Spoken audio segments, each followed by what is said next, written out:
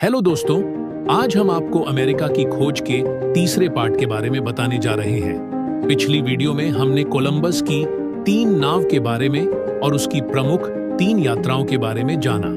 अब हम आज थर्ड पार्ट में जानेंगे आगे की बातें। हालात और भी बदतर हो गए। मूल निवासी ताइनो आबादी, जिन्हें कोलंबस ने सोने की खोज और बागानों में काम करने का जिम्मा सौंपा था, लगभग पूरी तरह से खत्म हो गई।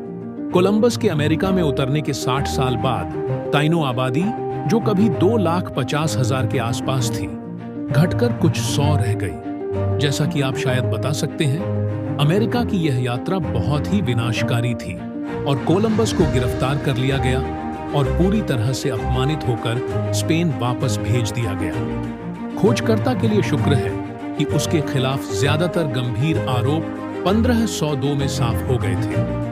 हालांकि फिर भी उससे उसकी कुलीन उपाधियां छीन ली गई। अपनी दयनीय स्थिति में भी कोलंबस अटलांटिक के पार एक आखिरी यात्रा को प्रायोजित करने के लिए स्पेनिश राज को मनाने में कामयाब रहा। इस बार कोलंबस ने पनामा तक की यात्रा की, जो प्रशांत महासागर से कुछ ही मील की दूरी पर है।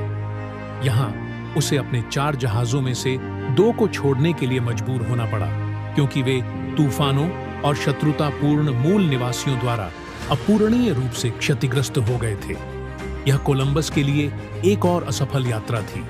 वह खाली हाथ स्पेन लौट आया और फिर कभी यात्रा नहीं की। क्रिस्टोफर कोलंबस की विरासत, जब 1506 में क्रिस्टोफर कोलंबस की मृत्यु हुई, तब भी उन्हें यही लग रहा था कि उन्होंने वेस्ट इंडीज के लिए एक नया मार्ग खोज लिया है।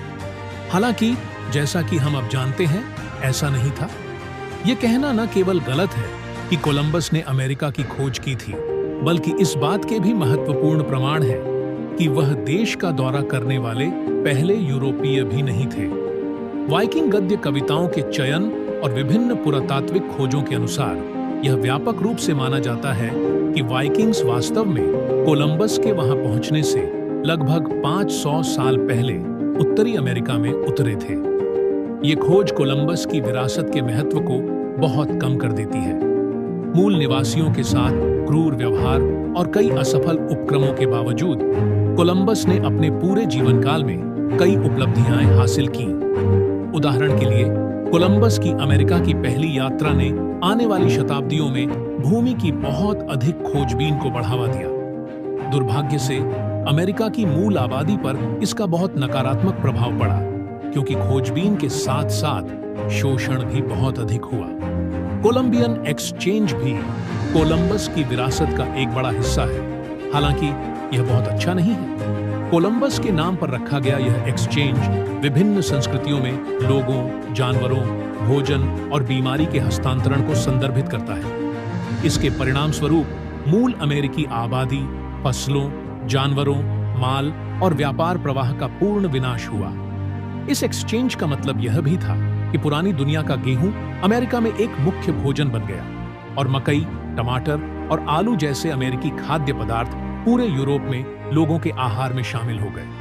आजकल क्रिस्टोफर कोलंबस इतिहास में एक विवादास्पद और व्यापक रूप से आलोचना की जाने वाली शख्सियत है। हालांकि उनके अभूतपूर्व अन्वेषण की विरासत ने कई सकारात्मक बदलाव किए, लेकिन उनके काम ने उन सभी मूल निवासियों को भी नष्ट कर दिया जिनके साथ वे संपर्क में आए। तो दोस्तों, आज के इस वीडियो में बस इतना ही। आगे की और जानकारी के लिए हमारे साथ बने रहें। तो दोस्तों, आगे की जानकारी अब हम लेते हैं वीडियो के अगले पार्ट में, जिसे हम अमेरिका की खोज पार्ट 4 नाम से जानेंगे। तब तक के लिए दोस्तों, हमारे चैनल को लाइक, कमेंट और सब्सक्राइब करें। शुक्रिया।